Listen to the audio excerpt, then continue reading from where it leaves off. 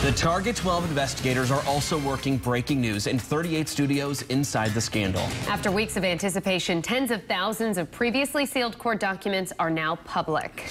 And we have a live look at our Target 12 team combing through more than 20,000 pages to uncover new details about what went wrong and who knew what. Target 12 investigator Walt Buteau is standing by with more on the 38 studios depositions. But first, let's go live to Eyewitness News reporter Jared Pliner with breaking details from Providence Superior Court. Steve Shannon, good evening. This is the day we have been waiting for 5 years now. Rhode Islanders calling for answers as to how they were left holding the $89 million bag.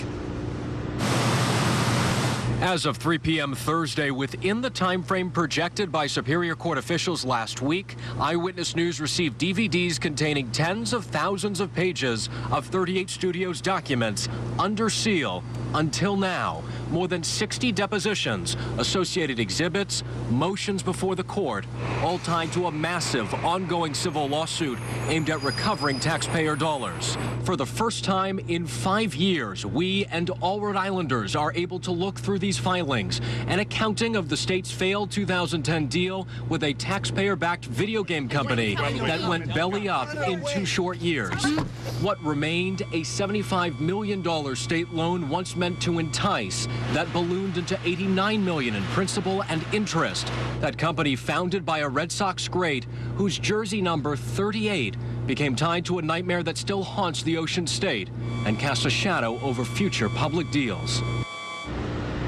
And these documents have now made their way online. You can view them in their entirety on our website. That's, of course, WPRI.com. For now, live outside Superior Court with the Providence Mobile Newsroom tonight, I'm Jared Pliner, Eyewitness News. And our in-depth coverage continues now. The $75 million loan was guaranteed in 2010 and fell apart nearly 2 years later. 3 years after that, we're finally getting a look at the documents from the state's lawsuit that shed more light on what led to the deal's demise. New at 6, what took so long to get them? Eyewitness News reporter Jared Pliner is live outside of Providence Superior Court.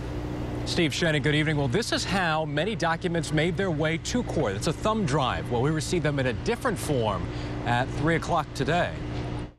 This is it, what we've been waiting for, labeled Rhode Island Economic Development Corporation v. Wells Fargo Securities and others, turned over to Eyewitness News and the public Thursday, and now available online at WPRI.com. More than 60 38 studios depositions, a catalog of exhibits and motions before the court, tens of thousands of pages previously confidential, all part of that massive civil case to recoup millions in taxpayer dollars.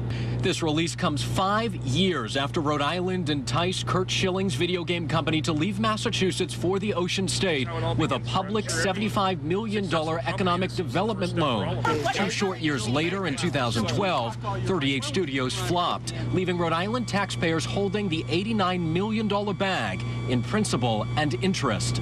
Attorneys now suing those involved on behalf of the state said the public has the right to know how Rhode Island was pushed into this bad deal. Both sides came to agree on lifting the seal, and late last month, Judge Michael Silverstein ordered this enormous disclosure. And how truly lucky we are to live in the digital age, or else we'd be facing boxes and boxes and mountains of paper. In fact, the reason this release took some time beyond the window that was originally projected, and that was a window of optimism, was because clerks had to take paper and scan them into the computer. Those particular documents predated the electronic filing we have now. A final note, at last check, the Dropbox associated with the public launch of these documents at last check was disabled. I don't know why, except it does give you an error message about traffic.